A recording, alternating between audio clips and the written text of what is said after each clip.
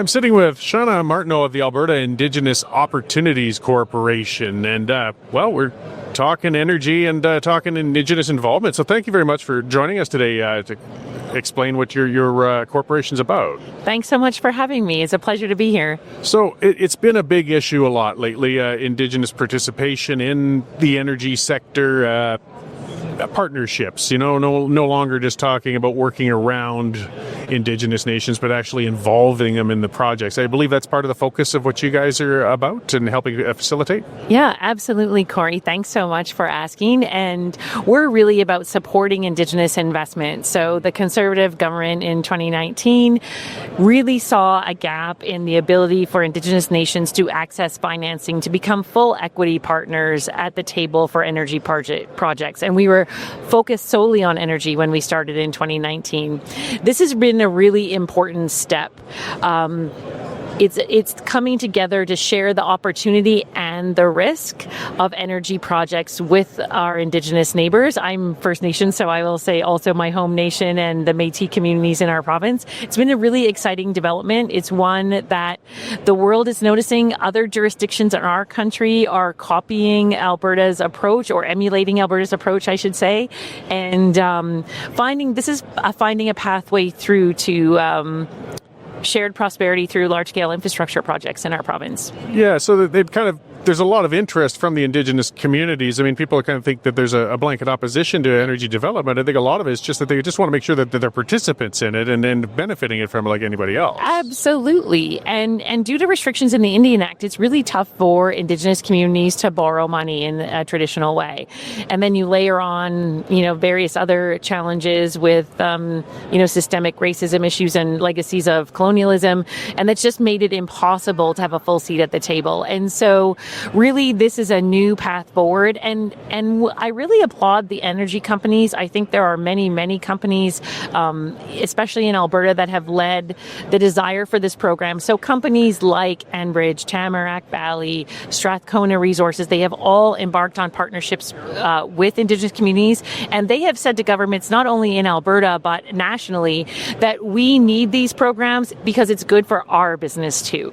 Yeah, and I mean, it just facilitates the smooth, cooperation with people in those areas that are impacted by energy development and projects. Absolutely. So this is it's not a direct subsidy thing. A lot of it's loan guarantees and financing, right, as opposed to a handout, which could be problematic. Absolutely. So it's a very, very small impact to the Alberta balance sheet. So basically what we do is we act almost like a co-signer for the loan. Mm-hmm. So if you think about, your young teenager wants to buy a car and the bank won't lend them money, so you get one of the parents to co-sign the loan, and the parent only pays the loan if the payments are missed. It's a very similar story. So think about us doing large-scale mortgages. Instead of on a home purchase, it's a power plant or a pipeline, and that's basically how it works. And so if we're doing our job well at the Alberta Indigenous Opportunities Corporation, then the province guarantees the debt, but there's no impact to the citizens of Alberta from that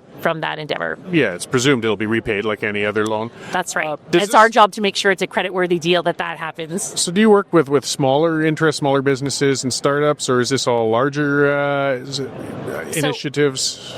So we don't support entrepreneurial business. We support nation-level investment, so Métis settlements and First Nations. So, and that's an important part, that we're not interrupting that cycle of capital. We're not interrupting the entrepreneurial ecosystem.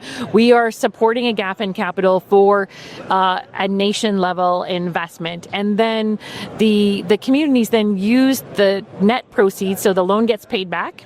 The nation gets the proceeds in for what the business makes over and above the loan payment. Mm-hmm. And then they use that to invest in their community. So think arenas, roads, Frog Lake, my home nation, is building some water infrastructure, really important community developments that everyone can benefit from. Yeah, and just to expand, I guess, a little on, some people don't necessarily understand why Indigenous communities have a harder time with traditional financing than others. Most communities rely, they'll have a capital asset they can sort of of leverage to, hold in case there's a loan problem or something like that. But there's not this traditional ownership like we imagine on the reserves. They can't liquidate a part of the reserve to pay for a loan. And you can't hold it as collateral because you don't own it. Yeah. So any reserve land is crown land. And due to restrictions in the Indian Act, you cannot hold that land as collateral. So I, as a First Nations person, as a treaty person, cannot take a mortgage on a home on reserve in the same way that someone else can take a mortgage on a home somewhere else. And so when you think about the ways that wealth is grown, that assets are grown, typically it involves debt. And so opening up the Indian Act is a very problematic type of endeavor. There's lots to that. It's like renegotiating the Constitution. And so what the Alberta government has done, and other governments have followed suit, is to come with these loan guarantee programs as a way to address restrictions there that are holding Indigenous people back. So are there some existing projects now on the go that you guys have already facilitated? We have so far facilitated investments in 9 transactions, 43 Indigenous communities in our province. That's both First Nations and Métis settlements have invested in those large-scale infrastructure projects. They're all on our website. There's a variety of projects. There's many more on the go.